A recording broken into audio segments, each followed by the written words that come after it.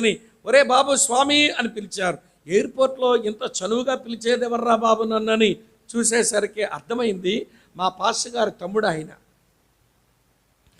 ఆయన government degree కాలేజీలో English lecturer.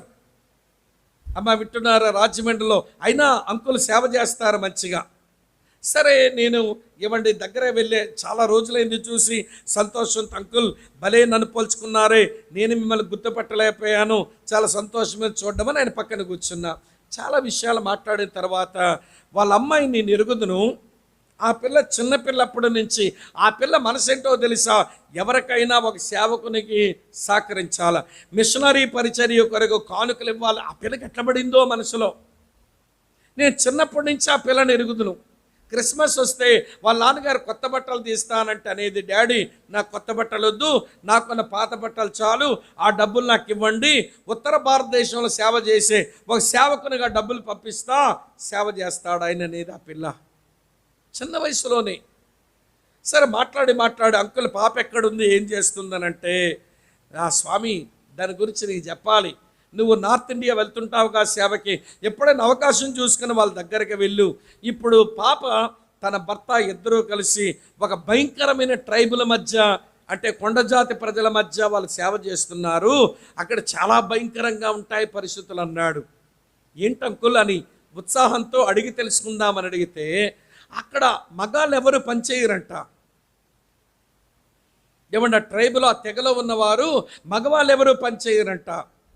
ఏమండి ఆ ట్రైబల్ మధ్యలో, ఆ తెగల మధ్యలోనికి ఎవరైనా వస్తే, స్వామి మన కారులో పోయామనుకో, ఆ చుట్టూ మగాళ్ళు చుట్టుముట్టేస్తారు. మన చుట్టుముట్టేసిన తర్వాత ఒక ఆయన అంటాడు, ముసలాయన, నా కూతురు చాలా అందంగా ఉంటుందండి, నీ కొరకే సిద్ధంగా ఉంది, మా ఇంటికి వచ్చారా అని అడుగుతాడంట. దారిలోనే బేరం కుదుర్చుకుంటాడన్నమాట. వెళితే, నా భార్య చాలా అందంగా ఉంటుందండి, నీ కొరకే సిద్ధంగా ఉంది, మా ఇంటికి వస్తారా అని అడుగుతాడట భర్త భార్య దగ్గరికి తీసుకెళ్ళడానికి.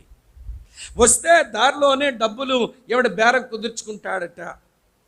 తర్వాత ఒక అన్నదమ్ముడంట, మా చెల్లి చాలా అందంగా ఉంటుందండి, నీ కొరకే తయారై సిద్ధంగా ఉంది, మా ఇంటికి వచ్చేస్తారని అడుగుతాడట.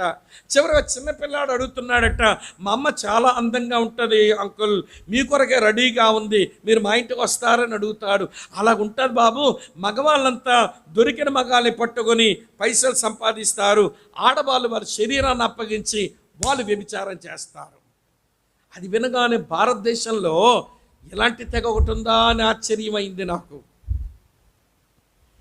అయితే తను ప్రార్థన చేసుకుంది, స్వామి దేవా, నువ్వు నిజమైన మంచి వ్యవసాయదారుడివి, నేను ఒక మంచి విత్తనాన్ని అయితే, నువ్వు నిజమైన వ్యవసాయదారుడు అయితే, నేను ఒక మంచి విత్తనాన్ని అయితే, ఈ లోకం పొలం కదా, ఈ లోకమంతా నీ పొలమే కదా, నువ్వు ఎక్కడైనా విసురు ప్రభువా, అక్కడ పడి నేను ఒక వృక్షం అవుతాను, ఫలిస్తానని ప్రార్థన చేసుకుంటే దేవుడు అక్కడికి విసిరేశాడు, అక్కడ ఫలిస్తుంది. అది వాళ్ళ వ్యభిచారాలు ఆపుతుంది, వాళ్ళ పిల్లలకు స్కూలు పెట్టింది, వైద్యపరమైన సేవలు అందిస్తుంది, మనిషిలాగా బతకడం ఏంటో ఆ ప్రజలకు నేర్పిస్తుంది. అయ్యా, నువ్వు ఎప్పుడైనా చెల్లి సేవను చూడాలి, నువ్వు వెళ్ళాల్సిందే అన్నాడు. వెళ్తాను అనుకుంటున్నాను, ప్రభు చిత్తమైతే ఈ జూలై నెలలో వెళ్దాం అనుకుంటున్నాను వాళ్ళ దగ్గరకు. ఇదంతా మీకు ఎందుకు చెప్పానో తెలుసా, నువ్వు ప్రభు యొద్ద నుంచి పోయి దేవుడు ఎక్కడ నిన్ను విసిరేస్తే అక్కడ నువ్వు ఫలించాలి. అంతేగాని వినండి ప్రియులారా, దేవుని యొద్ద నుంచి పంపబడిన అనుభవం కూడా లేకుండా, నువ్వు ఎలా ఫలించాలో తెలియకుండా, నువ్వు యేసుప్రభు నమ్మినప్పుడు ఎట్లున్నావో ఈ రోజు వరకు అలాగున్నావు. ఫలము లేని మోడుబారిన చెట్టులాగా ఎంతకాలం గుడ్డు చెట్టులా బతుకుతావు. FIGC సంఘం విశాఖపట్నంలో బేతేలు ఉంటుంది. నేను పరుషంగా ఒక మాట అన్నాను, మీ చర్చలు అంతా గుడ్డోళ్ళే కనబడుతున్నారు అన్నాను. గుడ్డోళ్ళు అంటే కనరవీళ్ళు, గొడ్డు బతుకుతారు మీరు. ఎంతసేపు పెద్ద చర్చి కట్టుకున్నారు, నిజంగా చాలా పెద్ద చర్చి కట్టారు. మీ FIGC సంఘాలలో నాకు తెలిసినంత వరకు విశాఖపట్నం కర్మేల్, విశాఖపట్నం బేతేల్ పెద్ద మందిరాలు.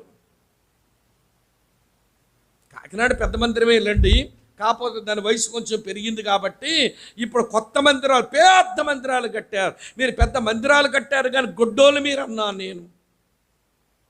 వాళ్ళకు కొంచెం పౌరుషం వచ్చిందట, జేసుదాస్ గారు మళ్ళీ సంఘస్థులు కూర్చొని మీటింగ్లు అయ్యాక స్వామి బ్రదర్ గుడ్డోలు అన్నాడు, ఏం చేద్దామని చెప్పండి అని అంటే, ఇప్పుడు వాళ్ళు తీర్మానించుకున్నారు వారానికి ఒకసారి సువార్తకు వెళ్ళడానికి, సువార్త అందనటువంటి మురికివాడల్లోకి వెళ్ళడానికి, కొత్త సంఘాలు స్థాపించడానికి పూనుకుంటే, మళ్ళీ మొన్న మీటింగ్కి వెళ్ళాను ఫిబ్రవరి నెలలో, అప్పుడు చెప్తున్నారు మేము కొత్త స్థలాలు మేము దత్తత తీసుకుంటున్నాం, ఇక్కడ బేతేలకు బ్రాంచ్ సంఘాలు మేము కట్టబోతున్నాం.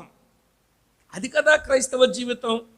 ఇలా అడుగుతారేమనుకోకండి, మీరు బాగా వింటున్నారు అందుకే చెప్పాలనుకుంటున్నా. ఈ సంవత్సరం డిసెంబర్ నెలలో 2 యవనస్తులకు పెళ్ళయింది అనుకోండి. వచ్చే సంవత్సరం డిసెంబర్ నెలలో మళ్ళీ మీటింగ్లో కనబడ్డారు. కనబడగానే ఏమడుగుతావు? ఏంటి ఏమీ లేదా అంటే ఏంటి అర్థం? ఏంటమ్మా? బిడ్డలు కలగలేదని అడగడం. పాపమాలు లేదమ్మా ఏమీ లేదన్నారు. పెళ్ళి సంవత్సరం అయిందిగా, అప్పుడే తొందర ఇంట్లే దేవుడు ఇస్తాడులే అని ఒక ఉచిత సలహాల